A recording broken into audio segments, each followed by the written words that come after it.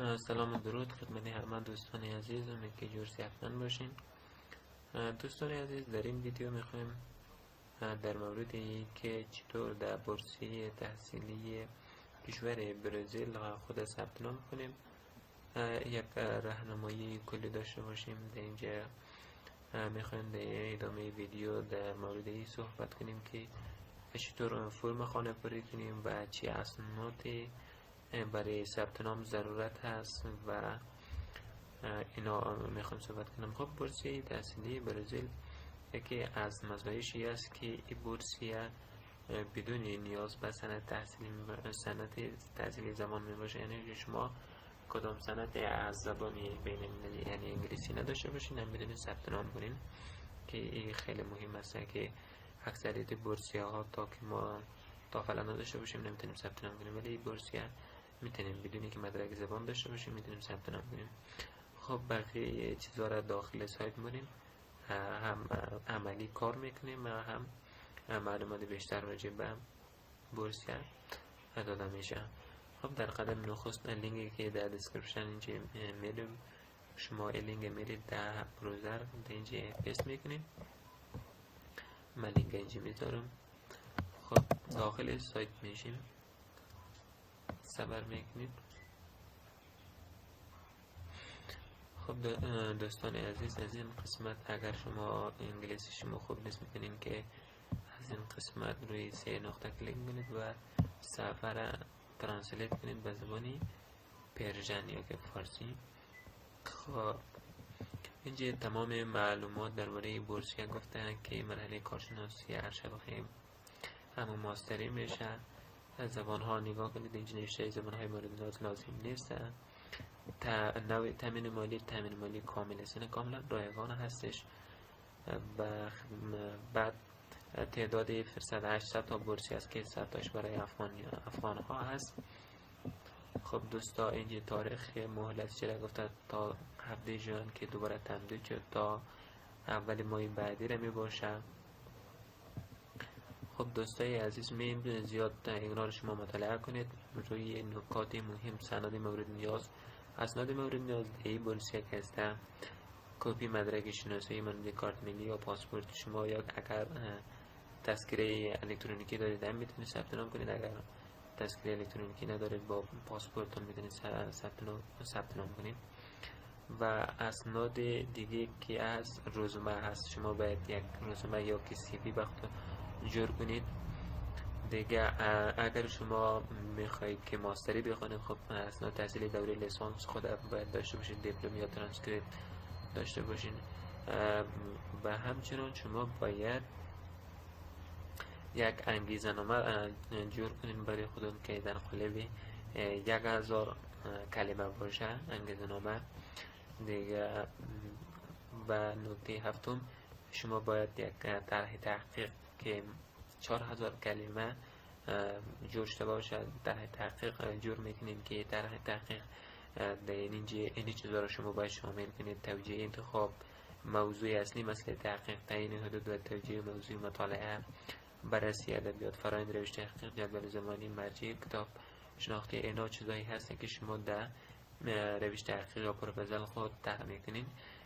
خب وقتی این اسنادایی که در اینجا گفتن اینا را شما آماده کردین، می در قسمت اکنون درخواستید روی ازی کلیک میکنید که سایت اصلی ثبت نام برای شما باز میکنه. و دوستا اگر شما بازم مشکل داشتین از این قسمت خب میتونید که ترنسلیت کنید. خب دوستان عزیز، ما مستقیم روی ازی کلیک میکنید، فرم برای ما باز میکنه.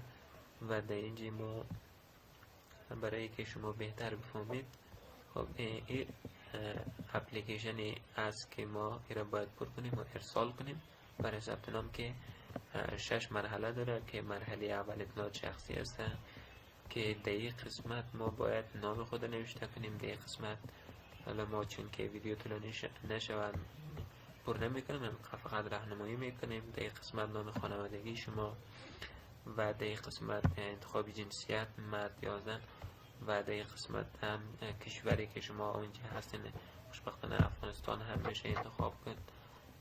و کشوری که فعلا شما اقامت میکنید هم افغانستان انتخاب میکنید و آدرس فعلی تان در اینجا تایپ میکنید.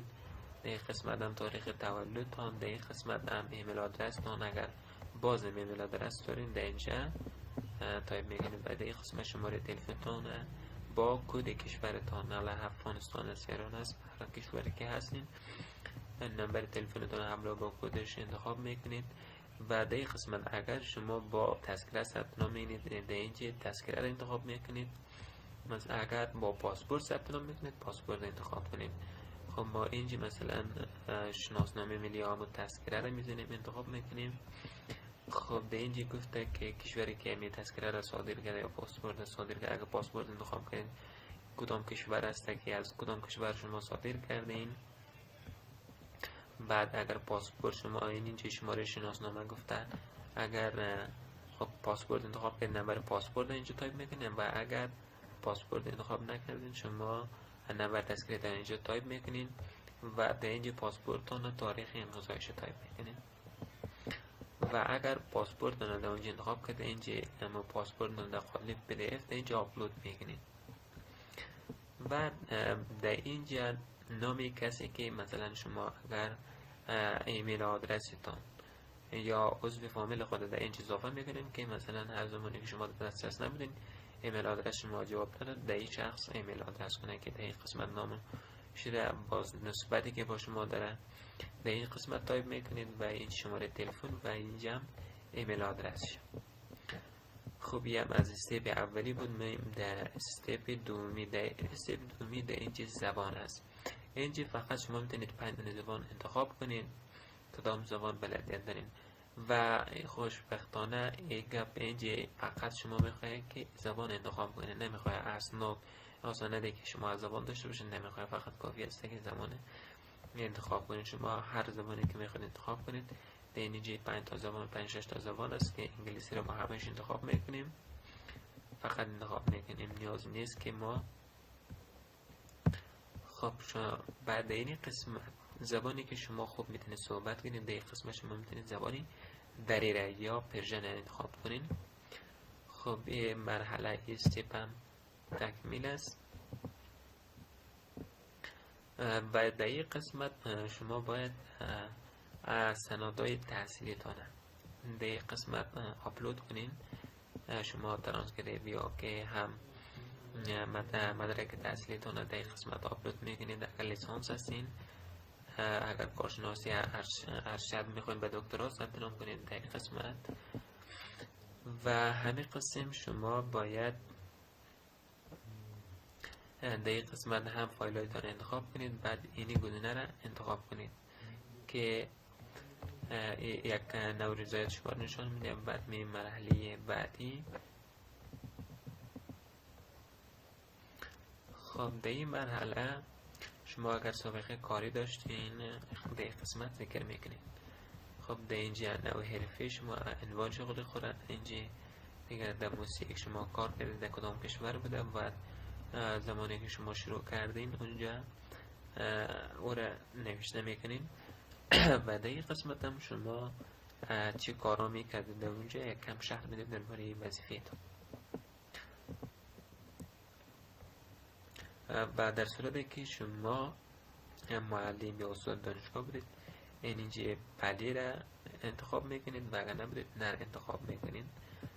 خب در این قسمت شما باید فایل CV خود همون CV که قبلا گفتم آماده کردین در قالب PDF در اینجا شما آپلود میکنین و اینجا اگر شما مثلا خب استاد دانشگاه بودین از دانشگاهی که شما اونجا استاد بودین باید یک گواهی مثلا متن قرارداد شده در قسمت در قالب PDF آپلود میکنین.